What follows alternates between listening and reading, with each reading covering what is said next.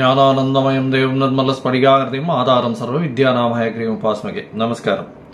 நேயர்கள் அனைவருக்கும் astro K ஐயங்காரின் பணிவான நமஸ்காரங்கள். அஸ்ட்ரோ லைஃப் டிவி நேயர்களுக்கு அஸ்ட்ரோ கே ஐயங்காரின் பணிவான நமஸ்காரங்கள். வார பலன் 15/1/2024 21/2/2024 வரலும் உண்டான வாரத்திற்கு என்னென்ன ராசிகளுக்கு என்ன பலன் இருக்கு அப்படின்றத பார்ப்போம்.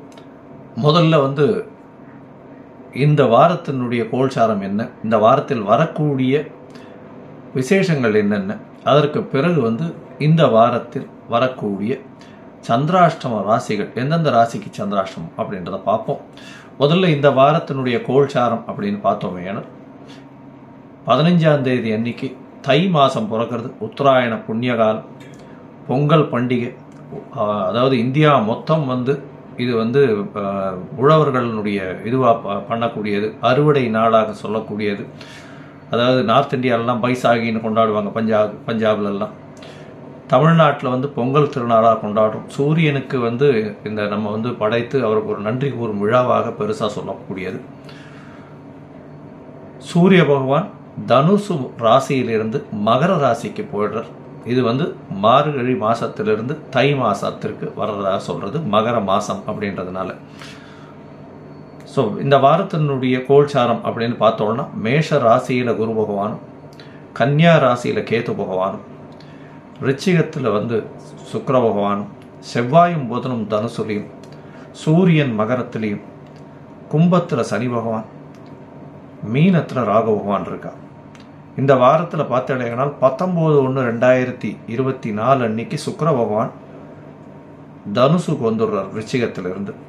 இந்த வாரத்தில் அதிவேகமாக செல்லக்கூடிய கிரகம்னு சொல்ற சந்திர பகவான் கும்பராசி சதய நட்சத்திரத்திலிருந்து ரோகிணி நட்சத்திரம், அதாவது ரிஷவராசி வரலும் போறார்.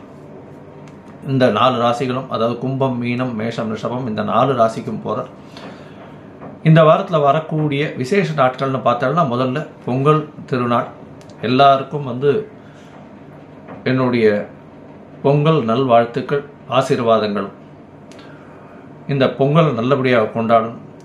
15ஆம் தேதி அன்னைக்கு பொங்கல், 16ஆம் தேதி அன்னைக்கு காணும் பொங்கல், 17ஆம் தேதியும் இந்த 3 நாட்களும் கரிநாள்னு சொல்லக்கூடியது. எந்த ஒரு புதிய விஷயங்களையும் எடுத்து செல்ல வேண்டாம். கண்டிப்பாக வீட்டில் எல்லாரும் சந்தோஷமாக குதூகலமாக கொண்டாடக்கூடிய நாளாக இந்த வாரம் அமையிறது. பொங்கல் திருநாள் இந்த 3 நாள், அதுக்கப்புறம் வள்ளுவர் திருநாள், வள்ளுவரனுடைய பிறந்த தினம் இதெல்லாம் வருது.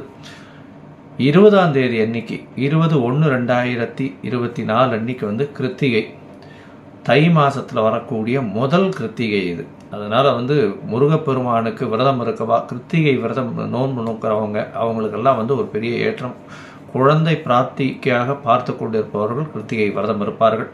எதிராளிகள் அற்ற நிலை, பணப்பிரச்சனை எல்லாம் இருக்கிறவாளுக்கெல்லாம் இந்த கிருத்திகை விரதம் ரொம்பவும் விசேஷம்.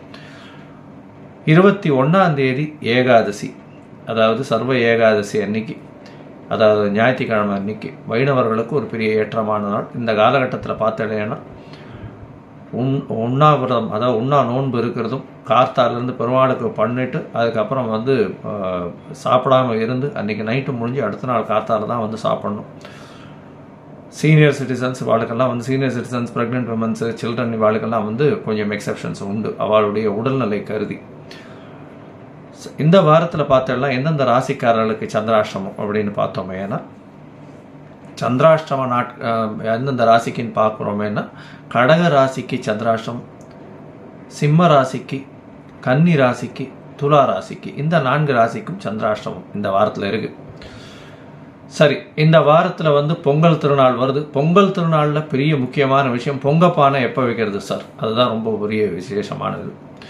பொதுவாகவே சந்திரஹோரை, குரு ஹோரை, சுக்கிர ஹோரைகளில் வைக்கிறது ரொம்பவும் ஏற்றம். சந்திரஹோரை இந்த 15ஆம் தேதி அன்னைக்கு திங்கக்கிழமையில் பிறக்கிறதுனால முதல் ஹோரை, அதாவது இந்த சூரிய உதயத்தின் முதல் மணி நேரத்தை சந்திரஹோரைன்னு சொல்கிறோம். கார்த்தால 6:30லேருந்து 7:30 மணி வரலும் இருக்குது. ஏன்னா 7:30-9 ராவு காலம் வந்துடுறது, அதுக்கு முன்னாடி பண்ணுறது ரொம்ப விசேஷம். 6:45லேருந்து 7:15, 7:20க்குள்ளே பண்ணிடுறது ரொம்பவும் நல்லது. இது சந்திரஹோரையில் வரும் நல்ல ஒரு ஏற்றம்.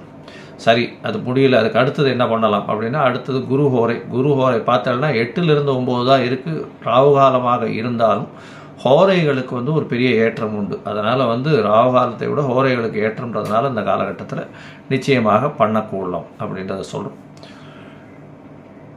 அதற்கு பிறகு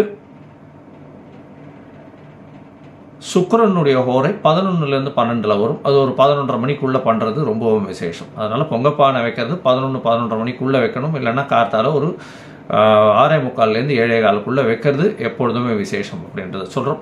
சரி, இந்த வாரம் வந்து ஒரு ராசிக்கும் எப்படி இருக்குது அப்படின்றத பார்க்கலாம்.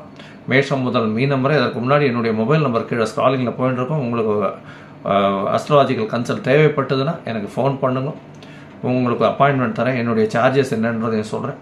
உங்களுடைய date, time, place of birth நீங்கள் அனுப்பினீங்கன்னா அதில் என்ன சந்தி இருக்கா, நட்சத்திர சந்தியா, பாத சந்தியா, லக்ன சந்தி என்ன இருக்குன்றதை பார்த்து உங்களுக்கு இப்போ நடக்கக்கூடிய கோச்சாரத்தில் என்ன பிரச்சனைகள் இருக்குது, இந்த இப்போ நடக்கக்கூடிய கிரகச்சாரங்கள் பொறுத்தும் உங்களுடைய தசாபுக்தி அந்தரம் சூக்ஷ்மத்தை பொறுத்தும் என்ன பிரச்சனைகள் இருக்குன்றதை ஐடென்டிஃபை பண்ணி அதற்கேற்ற மாதிரி எளிய பரிகாரம் என்ன செய்யலாம் அப்படின்றதையும் சொல்கிறேன். சரி, இப்போ மேஷம் முதல் மீனம் வரை ஒரு ராசியாக 15/1/2024 21/2/2024 வரை உண்டான வாரத்திற்கு எப்படி இருக்குன்றதை பார்க்கலாம். கன்னி, உத்திரம், ஹஸ்தம், சித்திரை இந்த 3 நட்சத்திரம் 9 பாதங்களை கொண்ட ராசி. ராசியின் அதிபதி அப்படின்னு சொல்லக்கூடியவர் வந்து புத பகவான். ராசிக்கு 4ஆம் இடத்துல கேந்திரத்தில் இருக்கிறது ரொம்ப விசேஷம். இந்த வாரம் பார்த்தேலையானால் உங்களுடைய ராசிக்கு 4ஆம் அதிபதியும் 8ஆம் அதிபதியும் பரிவர்த்தனையில் இருக்கிறது பெரிய விசேஷம். உங்களுடைய ராசியிலேயே கேத்து பகவான் இருக்கிறதுனால உடல் நலத்தில் சற்று கவனம் தேவை. அதாவது 6ஆம் இடத்துல இருக்கக்கூடிய சனி பகவான் மூலியமாக நல்ல ஒரு ஏற்றம் இருக்கும். அதாவது பண விஷயங்களில் வந்து புதிய கடன் அமையக்கூடிய வாய்ப்புகள் உண்டு. கடனும் வந்து நல்ல கடனாக இருக்கக்கூடிய வாய்ப்புகள் உண்டு. பண வரவிற்கு பஞ்சம் இருக்காது. உங்களுக்கு சற்று வெளியூர், வெளிமாநிலம், வெளிநாடு போகக்கூடிய வாய்ப்புகள் நிச்சயமாக இருக்குது. எதிர்பாலினத்தவர் மூலியமாக நல்ல ஒரு ஏற்றம் இருக்கும். அதாவது வேறு மதத்தை சார்ந்தவர்கள் மூலியமாக நல்ல ஒரு ஏற்றம் கிடைக்கக்கூடிய காலகட்டமாக இருக்குது. வெளிநாடு போயிட்டு வரக்கூடிய வாய்ப்புகள் நிச்சயமாக உண்டு. உங்களுடைய ராசிக்கு பார்த்தேன்னா 4ஆம் இடத்துலேயே சுக்கிர பகவான் போகிறார். குடும்பாதிபதி அப்படின்னு சொல்லக்கூடிய சுக்கிர பகவான் உங்களுடைய ராசிக்கு 4ஆம் இடத்துல இருக்கிறதுனால புதிய வீடு, மனை வாங்கக்கூடிய வாய்ப்புகள் நிச்சயமாக உண்டு. உங்களுடைய ராசிக்கு பார்த்தேன்னா 4ஆம் இடத்துல செவ்வாய் பகவான் பெரிய ஏற்றத்தில் இருக்கார். குருவினுடைய பார்வையில் இருக்கிறது பெரிய விசேஷம். குரு மங்கள யோகம் அமையிறது பெரிய விசேஷம். இந்த காலகட்டத்தில் புதிய அதாவது வேலை கிடைக்கக்கூடிய காலகட்டமாக இருக்குது. தொழிலில் பெரிய அபிவிருத்தி இருக்கும். ரியல் எஸ்டேட் பண்ணுறவர்களுக்கெல்லாம் நல்ல ஒரு ஏற்றம் கிடைக்கக்கூடிய காலகட்டமாக இந்த வாரம் அமையிறது. இந்த வாரத்தில் பார்த்தீங்கன்னா உங்களுடைய ராசிக்கு பெரிய ஏற்றம் இருக்கக்கூடிய காலகட்டமாக இருக்குது. சந்திர பகவான் உங்களுடைய ராசிக்கு 11ஆம் அதிபதி இந்த வாரத்தில் 6ஆம் இடத்துல ஆரம்பிக்கிறார். அதாவது 15/1/2024 21/1/2024 வரை உண்டான வாரத்தில் 16ஆம் தேதி காலை ஒரு 5:30 மணி வரணும் சந்திர பகவான் உங்களுடைய ராசிக்கு 6ஆம் இடத்துல இருக்கார். புணர்ப்பு யோகம் அமையிறது. வேலையில் பெரிய ஏற்றம் கிடைக்கும். வேலையின் மூலியமாக திடீர் பணம் வரும். உங்களுக்கு இன்க்ரிமெண்ட் வரக்கூடிய வாய்ப்பு உண்டு. ப்ரொமோஷன் இருக்கக்கூடிய வாய்ப்புகள் இந்த வாரம் வருது. உங்களுடைய ராசிக்கு சமசப்தமத்தை சந்திர பகவான் போகிறார். ராகுவோடு சேர்ந்து இருக்கக்கூடிய காலகட்டமாக இருக்குது. இருந்தாலும் 11ஆம் அதிபதி 7ஆம் இடத்துல இருக்கிறதுனால பார்ட்னர்ஷிப் பிஸ்னஸில் பெரிய ஏற்றம் கிடைக்கும். அதாவது எதிர்பாலினத்தவர் மூலியமாக, நண்பர்கள் மூலியமாக தொழிலில் பெரிய அபரிவிதமான வெற்றி கிடைக்கக்கூடிய காலகட்டமாக இந்த வாரம் அமையிறது. உங்களுடைய ராசிக்கு பார்த்தலையானால் 8ஆம் இடத்துல சந்திர பகவான் போகிறார். அதாவது 18ஆம் தேதியிலிருந்து 18ஆம் தேதி காலத்தால் ஒரு 7:30 மணியிலிருந்து 20ஆம் தேதி வரலும் பார்த்தேன்னா 20ஆம் தேதி மதியம் ஒரு 11:30 மணி வரலும் உண்டான காலகட்டத்தில் சந்திர பகவான் உங்களுடைய ராசிக்கு 8ஆம் இடத்துல இருக்கார். சந்திராஷ்டம காலமாக இருக்குது. அதனால் புதிய முயற்சிகள் வேண்டாம். வெளியூர், வெளிமாநில பிரயாணங்கள் வேண்டாம். தேவையற்றவர்களுக்கு ஜாமீன் கையெழுத்து போடுறதெல்லாம் வேண்டாம். ஒருவேளை நீங்கள் வந்து வெளியூர், வெளிமாநிலம் போகணும், புதிய முயற்சி ஈடுபட்டே ஆகணுன்ற கட்டாயத்தில் இருந்தீங்கன்னா சந்திர பகவானுக்கு உண்டான எளிய பரிகாரம்னு சொல்கிற அகத்திக்கீரை கட்டு வாங்கி கொடுத்துட்டு போங்க. ஏன்னா இந்த வாரம் ஏகாதசியம் வருது. அதனால் அகத்திக்கீரை கட்டு இந்த கோசாலையில் கொண்டு போய் பசுமாட்டு கொடுத்துட்டு போகிறதுனால உங்களுக்கு சந்திராஷ்டமத்தின் தாக்கம் குறையும். உங்களுடைய ராசிக்கு பார்த்தேலையானால் இன்சூரன்ஸ் பணம் இல்லைன்னா வந்து திடீர் இன்கம் டேக்ஸ்லேருந்து ரிட்டர்ன்ஸ் வர்றது, இந்த மாதிரியான திடீர் பண வரவுகள், எதிர்பாராத இடத்திலிருந்து திடீரென்ற பண வரவுகள் வரக்கூடிய காலகட்டம். ரியல் எஸ்டேட் மார்க்கெட்டில் இருக்கவங்களுக்கு பெரிய ஏற்றம் கிடைக்கக்கூடிய காலகட்டமாக இருக்கும். அதுவும் ரியல் எஸ்டேட்டில் பார்த்தாலேனால் நல்ல ஒரு ஏற்றம் இருக்கும். ஐடி செக்டரில் இருக்கிறவங்களுக்கு, எலக்ட்ரிக்கல் இன்ஜினியர்ஸு, கம்யூனிகேஷன் இன்ஜினியர்ஸ், இவாளுக்கெல்லாம் பெரிய ஏற்றம் கிடைக்கக்கூடிய வாரமாக இந்த வாரம் அமையிறது. உங்களுடைய ராசிக்கு 9ஆம் இடத்துல சந்திர பகவான் உச்சம் பெற்று போகக்கூடிய காலகட்டத்தில் பார்த்தாலும் பெரிய ஏற்றம் கிடைக்கக்கூடிய காலகட்டம். ஏன்னா 9ஆம் இடத்துல போய் உச்சம் பெற்று 11ஆம் அதிபதி 11க்கு 11 இருக்கக்கூடிய காலகட்டம் எந்த தொழிலை நீங்கள் தொட்டீர்கள்னாலும் நல்ல ஒரு ஏற்றம் கிடைக்கும். பணவரவிற்கு பஞ்சம் இருக்காது. எதை தொட்டாலும் வெற்றி நிச்சயம். வெளிநாட்டுக்கு போகணுன்னு படிக்கிறதுக்கு பார்த்துருந்தீங்கன்னா, அதாவது போஸ்ட் கிராஜுவேஷன் படிக்கிறதுக்கு பார்த்துருந்தீங்கன்னா கண்டிப்பாக வெளிநாடு போய் படிக்கக்கூடிய பாக்கியம் நிச்சயமாக உண்டு.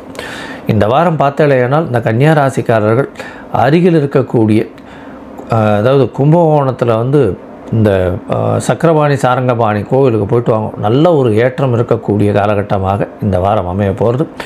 இந்த வாரம் நல்ல ஒரு ஏற்றமும் மாற்றமும் உங்களுக்கு வந்தே தீரும்.